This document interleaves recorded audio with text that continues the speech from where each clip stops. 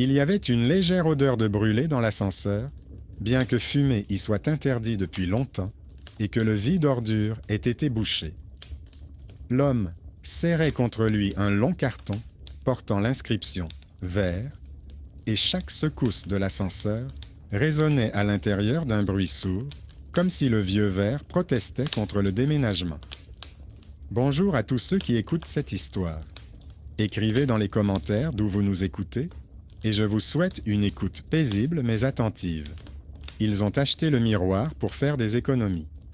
Le jeune couple venait d'emménager dans son premier appartement, acheté à crédit, et tout leur argent passait dans les mensualités et les sempiternelles réparations. Un nouveau miroir aurait été un luxe, alors il a parcouru les annonces à la recherche de quelque chose de bon marché, mais avec du caractère. Dans une petite boutique d'antiquités, située dans un demi-sous-sol, on leur a montré un miroir mural dans un cadre sombre sculpté. À l'intérieur, ça sentait le vernis et la fumée ancienne, comme dans une pièce où l'on avait chauffé au poêle pendant de nombreuses années. Lorsque le vendeur inclina le cadre, quelque chose tinta derrière le fond. Il dit que c'était une vieille fixation, essuya rapidement le verre et rédigea un chèque avec une ligne en blanc, objet décoratif. Au dos du cadre, l'homme remarqua un autocollant décoloré de l'atelier et une bande de bois noirci, comme si le cadre avait été un jour touché par le feu. Il le nota mentalement et décida que cela rendait l'objet encore plus atmosphérique. Dans l'ascenseur, la boîte touchait presque les parois. La caméra au-dessus des boutons clignotait en rouge, la lumière clignota puis s'éteignit. Pendant un instant, l'odeur de brûlé devint plus forte. Sa femme dit qu'elle sentait de la fumée et regarda non pas les lampes, mais le carton. Il répondit que cela venait probablement de l'ascenseur, mais ses doigts serrèrent la boîte plus fort. À la maison, ils placèrent d'abord le miroir dans le couloir, retirèrent le carton, et le verre brilla faiblement, comme s'il les regardait sous un autre éclairage. Lorsqu'il retourna le cadre, une feuille épaisse enroulée glissa du dessous. C'était un portrait, une femme en robe sombre, les cheveux relevés, les mains posées sur les genoux. Son visage était calme, sans sourire, et dans le coin, il y avait un tampon décoloré du même atelier. Sa femme se sentit mal à l'aise sous ce regard. Il semblait que la femme ne regardait pas droit devant elle, mais légèrement sur le côté, comme si elle regardait celui qui se tenait à la tête du lit. Ils n'osèrent pas le jeter. Ils appuyèrent le portrait contre l'armoire dans une autre pièce et décidèrent d'accrocher le miroir dans la chambre. C'était moins cher et plus simple. Pas besoin de percer le mur porteur et de payer un artisan. Il sortit sa perceuse, fixa les crochets comme à son habitude et vérifia que le cadre était bien droit. La chambre à coucher, avec son nouveau miroir, semblait être un détail presque confortable de la vie adulte qu'ils avaient tant repoussé. Les petits détails ont commencé à apparaître imperceptiblement. Le soir, la chambre devenait plus fraîche que les autres pièces, bien que les radiateurs soient identiques. Dans le coin près du miroir, il y avait parfois cette légère odeur de brûlé, comme dans l'ascenseur. La caméra de l'interphone clignotait de plus en plus souvent sans qu'on sonne, et lorsque l'homme composait le code, une silhouette sombre et floue apparaissait pendant une fraction de seconde sur l'écran dans leur entrée, sans trait distinctif, juste une ombre haute. Sa femme s'attardait plus longtemps devant le miroir le matin et disait à plusieurs reprises qu'elle avait l'impression de voir, au fond du reflet, derrière son épaule, un morceau de contour ovale étranger, comme si un portrait devait être accroché là quelque part. Il allait vérifier, mais ne voyait rien d'inhabituel. Dans le reflet, la chambre semblait normale. Mais un détail le troublait. Quelle que soit la façon dont la lumière tombait, un petit reflet se posait toujours exactement là où les yeux auraient dû se trouver sur le portrait. Il décida d'adopter une approche rationnelle. Il photographia le miroir depuis le même endroit plusieurs soirs de suite, puis demanda à sa femme de superposer les photos. Elle travaillait avec des images et savait comment rechercher les différences. Tout correspondait au pixel près, les plis du rideau, les rayures sur le mur, les reflets sur le cadre. Une seule chose changeait. Sur chaque nouvelle photo, le regard de la femme sur le fragment à peine visible du reflet semblait se déplacer de quelque part vers le centre, là où se trouvait leur lit la nuit. La nuit s'était déroulée comme d'habitude. Il s'était réveillé plusieurs fois, au son familier de l'entrée, du grincement de l'ascenseur, d'un aboiement lointain. À plusieurs reprises, il s'était surpris à écouter attentivement la chambre, comme s'il attendait un bruit particulier venant de là. Mais la pièce était silencieuse. Le téléphone était posé sur la table de chevet, la diode brillait faiblement, la batterie n'était pas déchargée. Sa femme semblait dormir plus profondément que lui. Le matin, ils ne tardèrent pas. Il ferma la porte de la chambre pour que la lumière de la cuisine ne les dérange pas, posa le téléphone sur la table et lança l'enregistrement. Il accéléra la vidéo pour ne pas rester assis pendant des heures. Sur l'écran noir de la pièce, leur propre ligne de sommeil avait un aspect presque ridicule, comme deux bottes en feutre qui s'assombrissaient sous la couette. Au début, rien d'inhabituel ne se produisit. Les ombres des phares des voitures rampaient sur les murs, les lumières des voisins clignotaient ici et là. Puis, vers le milieu de la nuit, quelque chose a bougé dans le cadre près du miroir. Ce n'était ni un flash, ni un reflet, mais un bref saut de luminosité. Comme si quelqu'un avait allumé une lampe de poche pendant une seconde et l'avait éteinte tout aussi rapidement. Il a rembobiné la vidéo et l'a relancée au ralenti. On pouvait voir quelque chose de plus sombre que le reste de la pièce, comme une bande verticale, scintiller sur la vitre. Sa femme lui a demandé d'arrêter l'image au moment où cette bande était la plus épaisse. L'écran affichait une forme floue, mais reconnaissable, comme le bord d'une robe, qui commençait effectivement à partir de ce même bord noirci. Sa voix intérieure, par habitude, essayait de trouver une explication technique. Il se disait que c'était peut-être le reflet de la lumière de l'entrée, un problème de caméra, la compression du fichier. Mais sa femme, qui travaillait depuis plusieurs années dans le domaine de la vidéo, examina attentivement les bruits standards, les pixels, et dit que cela n'était généralement pas dû à la lumière, mais au fait qu'un objet réel changeait à l'intérieur du cadre. Ce n'était pas un flash, mais un mouvement, comme si quelqu'un était entré dans le reflet, était resté quelques secondes, puis s'était à nouveau dissous.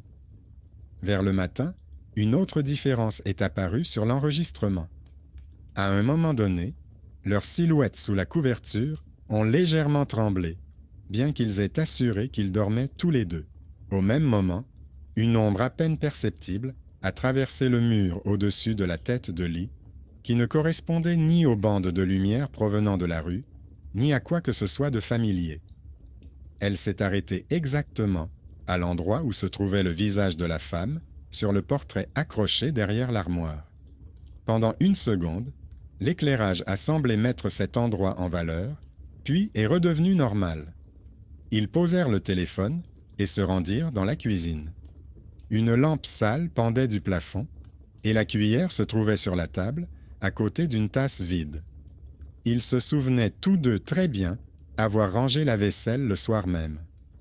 L'homme vérifia machinalement le robinet, le gaz et les prises électriques. Tout était en ordre. La seule chose qui avait changé, c'était un léger cercle gris autour de l'interrupteur, comme si quelqu'un l'avait touché avec des doigts sales.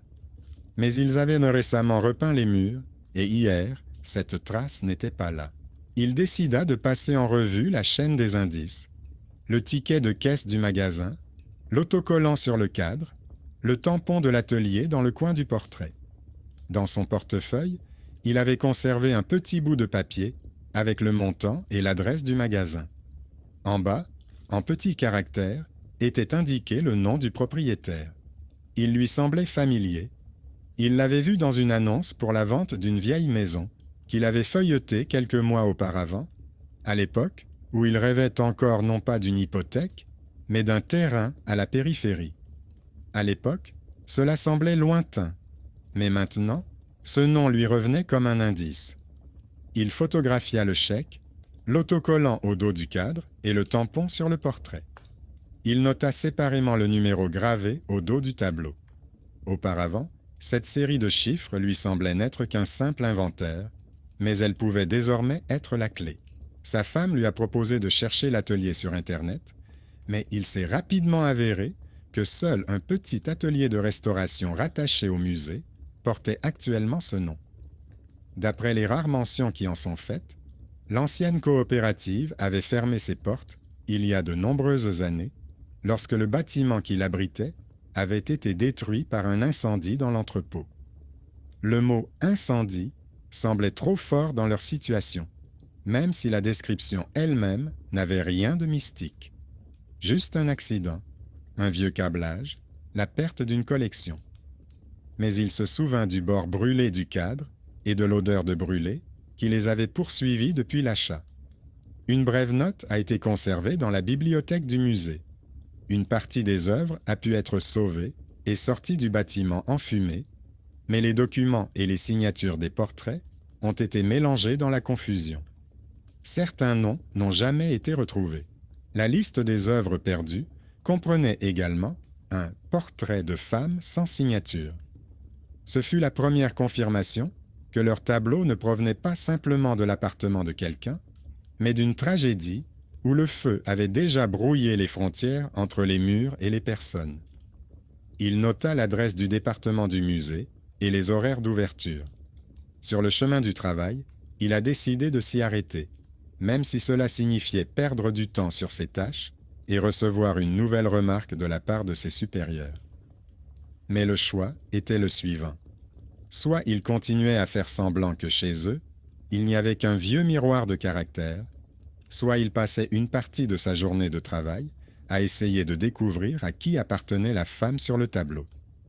Le bâtiment administratif du musée ressemblait à la plupart des bâtiments de ce type, un long couloir, des portes en verre dépoli, des plaques avec les noms austères des départements.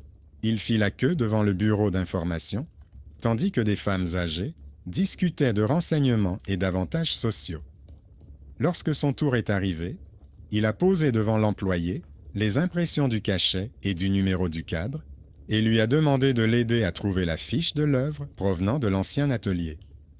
Il s'attendait à un refus lassé ou à une proposition de rédiger une demande, mais la femme derrière le comptoir a regardé les feuilles plus attentivement, a plissé les yeux et a dit que le numéro ressemblait à leur ancien fond. Elle a appelé une collègue du bureau voisin, une femme petite et âgée, aux cheveux courts, vêtue d'un pull démodé, qui tenait une pile de fiches en carton dans ses mains. Elle a écouté son explication précipitée, lui a demandé de lui montrer à nouveau le numéro et le cachet. Elle a dit qu'elle s'était autrefois occupée de ce fonds et qu'elle se souvenait d'une partie de l'inventaire. Elle lui a proposé de passer dans une petite pièce où se trouvaient des armoires à tiroirs le long des murs. Parmi la multitude de boîtes grises, elle trouva rapidement celle qu'elle cherchait, par habitude, sans utiliser l'ordinateur, mais en se fiant à son propre système. Elle sortit plusieurs fiches avec des numéros similaires, et en comparant les inscriptions, elle s'arrêta sur l'une d'elles. Sur le carton était écrit « Portrait d'une femme », probablement une parente du propriétaire de la maison. Signature perdue. Trouvée derrière le miroir dans la chambre à coucher. En dessous, figurait l'adresse de l'ancienne maison et le nom de famille de la famille à laquelle elle appartenait. Le nom était le même que celui que portait sa grand-mère avant son mariage. Il se souvenait rarement de cette vieille lignée, elle n'avait pratiquement pas d'importance dans sa vie. Mais en voyant ces lettres, il eut un sentiment de reconnaissance intense, comme s'il avait retrouvé une vieille photo d'école.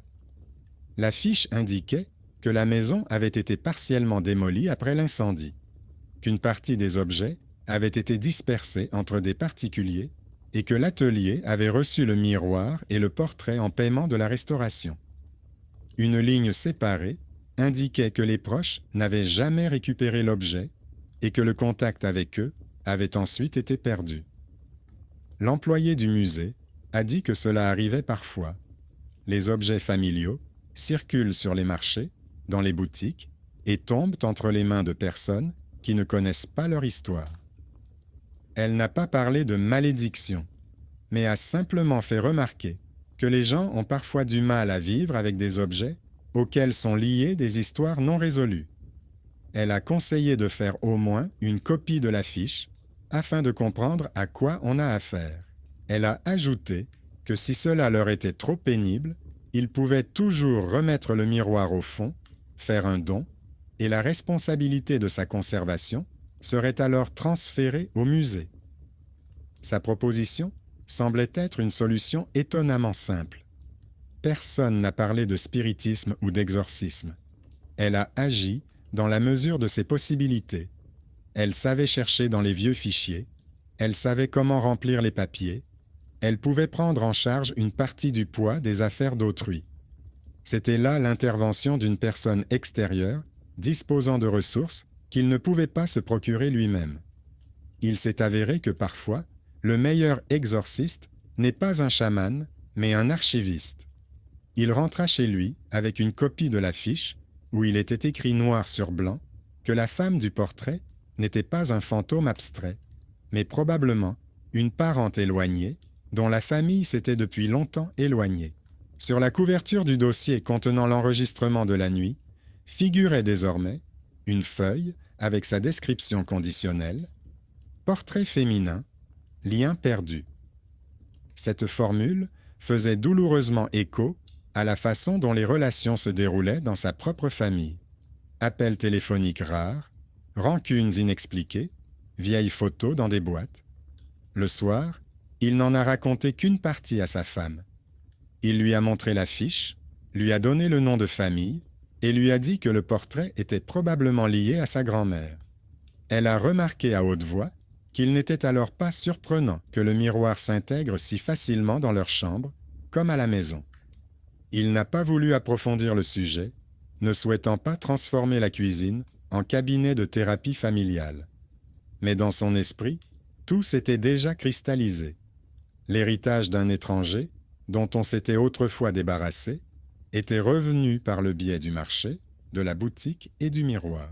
Ce n'était pas simplement un objet, mais un morceau d'histoire auquel personne n'avait donné de place normale. La nuit, l'odeur de brûlé est revenue, mais différemment. Elle n'était plus âcre, mais légère, comme si quelqu'un avait traversé le couloir avec une bougie éteinte depuis longtemps. Cette fois-ci, la caméra de l'interphone ne clignotait pas. En revanche, dans le couloir, près de la porte, là où se trouvaient auparavant les baskets, ils ont trouvé le lendemain matin une bande de poussière grise formant un ovale étroit de la taille d'un portrait posé par terre et appuyé brièvement contre le mur. Sa femme dit qu'elle se sentait soulagée que cette femme ait au moins une place approximative dans leur schéma familial. Lui, en revanche, était plus inquiet. Lorsqu'une figure a un nom et une parenté, elle cesse d'être simplement l'effet d'un vieux cadre et devient partie prenante d'un conflit réel entre ceux qui se souviennent et ceux qui ne veulent pas se souvenir. Après la conversation au musée, un calme étrange s'est installé dans l'appartement, comme si l'objet lui-même écoutait ce qu'ils allaient en faire ensuite. Le miroir était accroché à sa place, reflétant la chambre, la fenêtre et leur agitation habituelle du matin. La cuillère se retrouvait à nouveau sur le bord de la table à plusieurs reprises, mais plus tous les jours. L'odeur de brûlé disparaissait, puis revenait, comme une faible trace qui ne disparaîtrait pas, mais qui n'insistait pas non plus. Il se surprenait de plus en plus souvent à contourner le miroir en décrivant un arc. Pas directement, sans s'en approcher de trop près, mais comme s'il contournait une ligne invisible. Sa femme, au contraire, s'arrêtait parfois devant lui exprès, plus longtemps que nécessaire pour se maquiller. Elle disait qu'elle voulait comprendre si elle avait peur de l'objet ou du visage sur le portrait. Elle n'aimait pas que les objets contrôlent ses sentiments, qu'il s'agisse d'un vieux buffet ou d'un nouveau téléphone. À un moment donné, elle a dit qu'elle se sentait soulagée de savoir que la femme du portrait n'était pas une étrangère abstraite, mais quelqu'un de leur famille éloigné. Dans sa logique, cela ressemblait à la situation d'une parente qui se présentait soudainement à une fête de famille, désagréable, mais compréhensible vu ses origines. Mais cela le stressait encore plus. Il avait grandi dans une famille où l'on essayait de ne pas parler des anciennes querelles. Découvrir qu'il y avait désormais dans la maison un rappel de celles qui avaient autrefois été exclues du cercle familial, c'était comme si toutes les conversations non dites depuis des années s'étaient tranquillement installées dans leur cuisine. Il sortit un vieil album photo qui était rangé dans une boîte chez sa mère. La plupart des photos montraient des visages familiers, sa grand-mère jeune, son grand-père moustachu, des enfants dans la cour. Sur une carte décolorée, une femme en robe sombre était assise sur une chaise, l'arrière-plan était flou. Le même col, la même ligne d'épaule, le même regard calme. Sa mère lui avait dit un jour qu'il s'agissait d'une tante éloignée qui ne s'était jamais mariée et avait passé toute sa vie dans la maison, s'occupant des enfants et du ménage. Après l'incendie, ses affaires n'avaient pas été récupérées. Il ne se souvenait de cette phrase que maintenant, en la comparant à la carte du musée. Le lien était douloureusement évident. Une femme qui avait passé toute sa vie au service de la maison, mais sans en être la maîtresse, dont on n'avait pas jugé utile de récupérer les affaires, un portrait sans signature, un miroir qui s'était retrouvé dans une boutique, et leur chambre à coucher, où cet objet jouait à nouveau un rôle important, mais indésirable. Pour la première fois, il ne pensa pas au fait que quelque chose vivait dans le miroir, mais au fait que l'histoire de quelqu'un avait été habituellement mise de côté et qu'elle, comme d'habitude, avait commencé à revenir par tous les moyens possibles. La décision qu'il prit était simple et risquée à la fois. Au lieu de cacher le portrait derrière l'armoire, il le sortit et le posa sur la commode en face du miroir. Sa femme fut surprise et lui fit remarquer qu'il avait auparavant souhaité que le tableau soit rangé loin d'eux.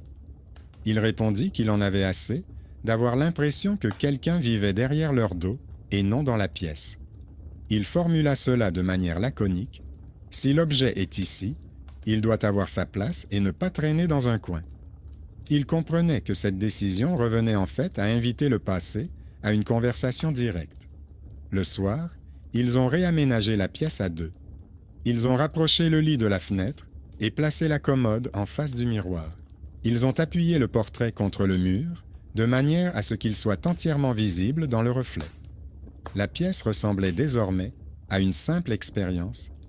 Les miroirs se regardaient, et entre eux se trouvait leur vie.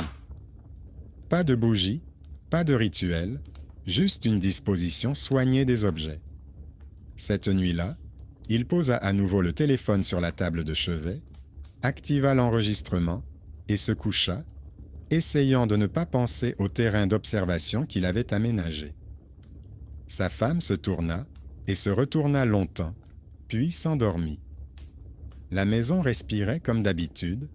Quelque part derrière le mur, quelqu'un tirait la chasse d'eau, des portes claquaient.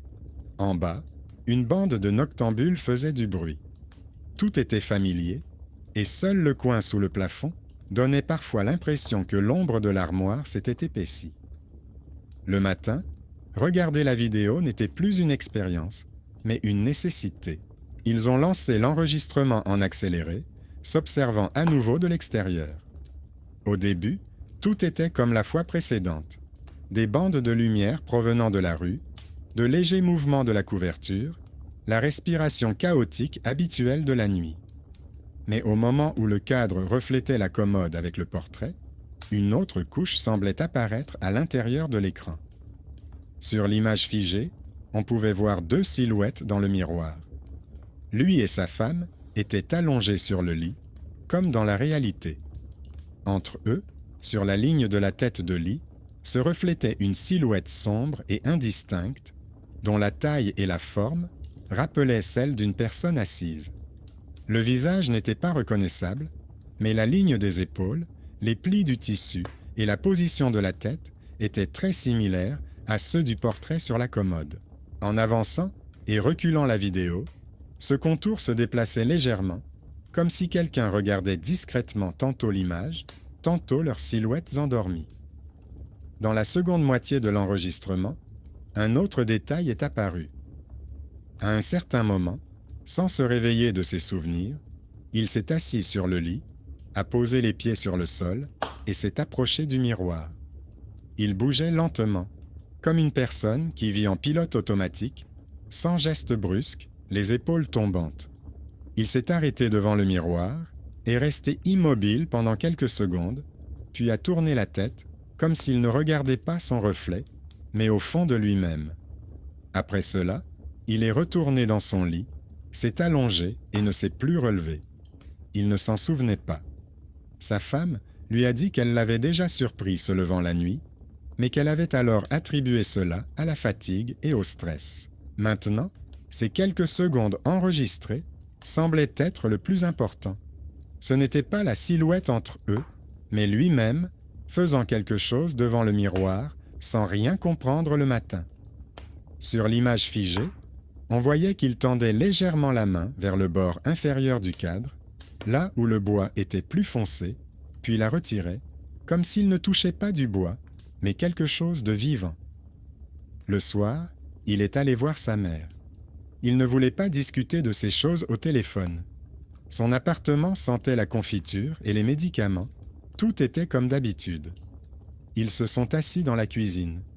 Il a commencé par loin. Il a rappelé la vieille maison, la parente éloignée qui y vivait avant l'incendie. Au début, sa mère a refusé, disant qu'elle ne se souvenait pas de grand-chose. Puis, voyant qu'il insistait, elle a sorti sa boîte contenant des lettres et des documents.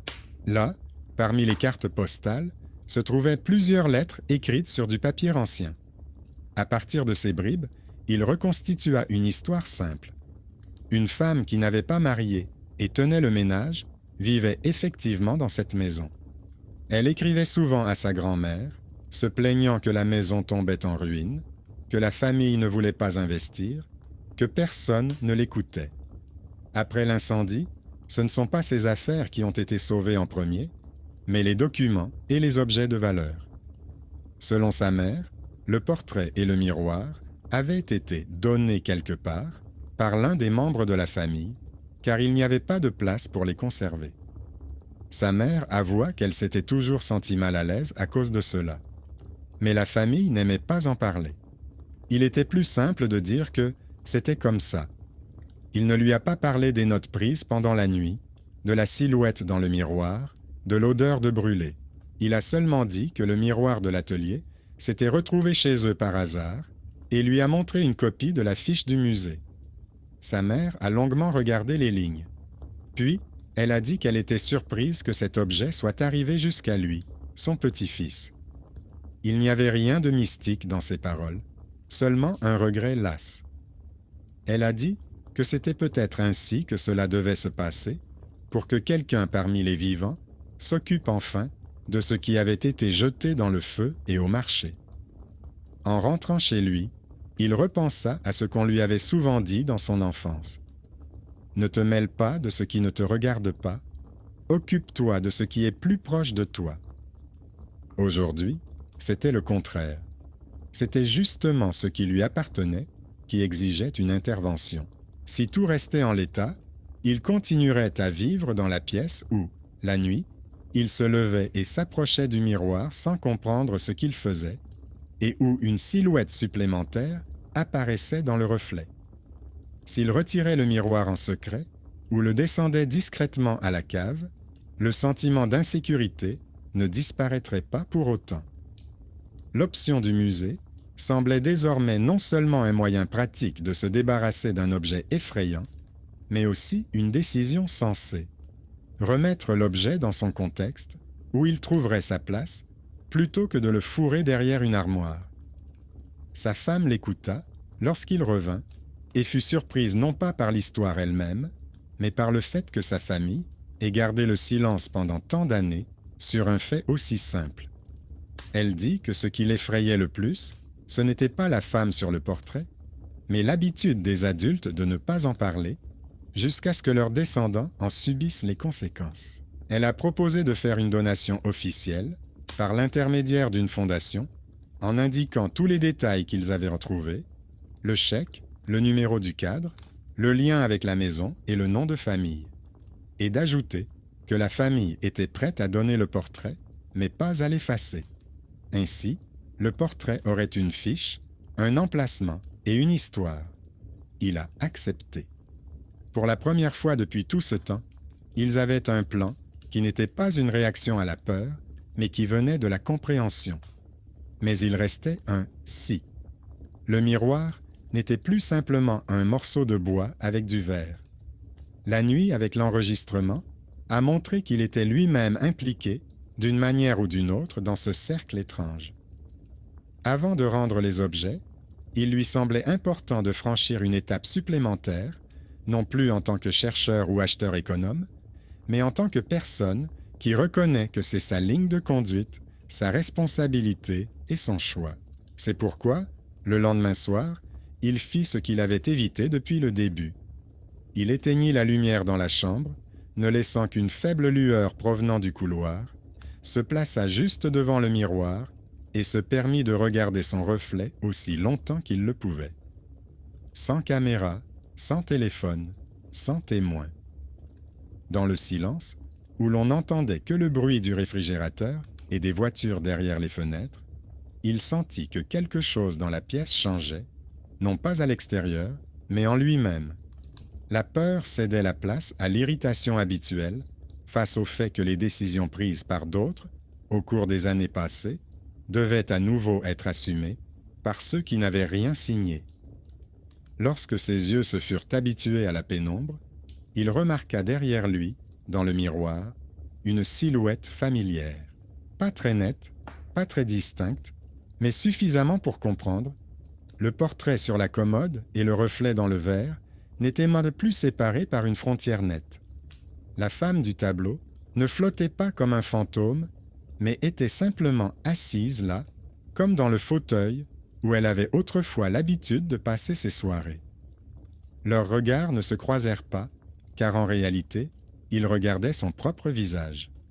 Mais il lui semblait que s'il reculait maintenant, s'il recommençait à faire semblant que c'était un jeu de lumière, alors toute cette chaîne, de l'incendie au banc et au musée, ne serait jamais terminée. Il resta devant le miroir jusqu'à ce que ses yeux se mettent à pleurer à cause de la tension.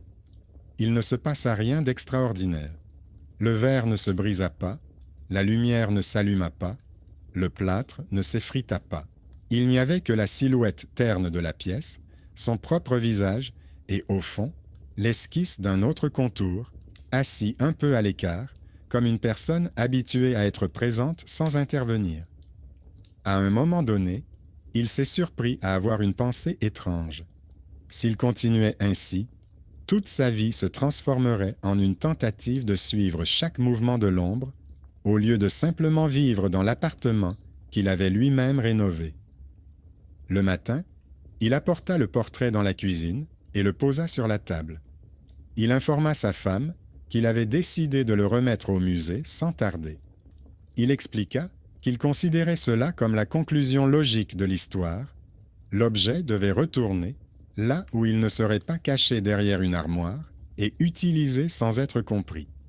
Sa femme fut surprise et dit que cette option la rassurait davantage que d'essayer de le brûler, de le cacher ou de le jeter. Ils décidèrent d'y aller ensemble. Le trajet jusqu'au musée fut banal. Bus, passage, file d'attente au vestiaire. Avec le portrait dans les mains, il se sentait mal à l'aise, comme quelqu'un qui apporte un objet trop personnel dans une institution. Au service des collections, ils ont été accueillis par la même employée de petite taille qui leur avait montré la carte.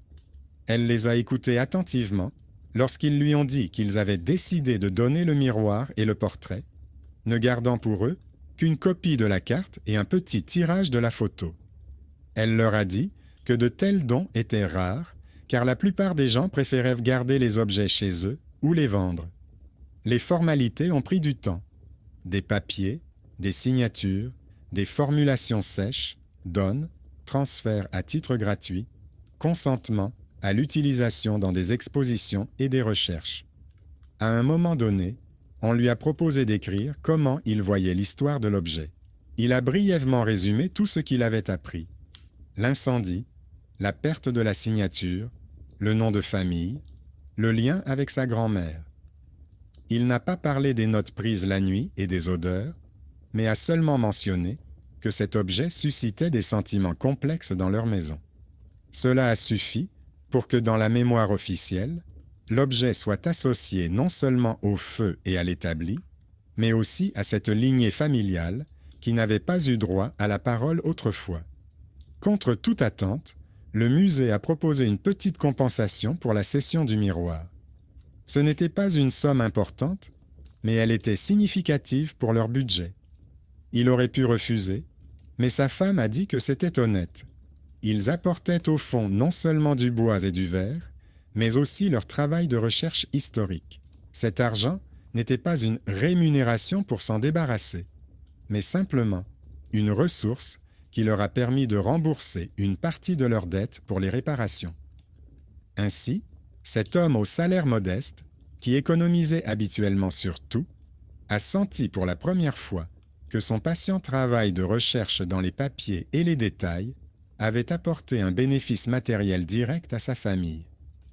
Quand ils sont rentrés chez eux sans miroir, la chambre semblait vide, comme si un morceau du mur avait été retiré. À la place du cadre, il restait un rectangle clair, légèrement différent du reste de la peinture. La femme a proposé d'accrocher pour l'instant un nouveau miroir bon marché, acheté dans le magasin de bricolage le plus proche, le plus simple, sans gravure ni histoire.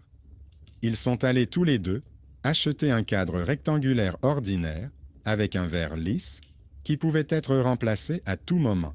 Ils l'ont accroché au même crochet, mais maintenant, le reflet semblait différent, uniforme, sans zone sombre sur les bords et sans reflet étrange au niveau des yeux.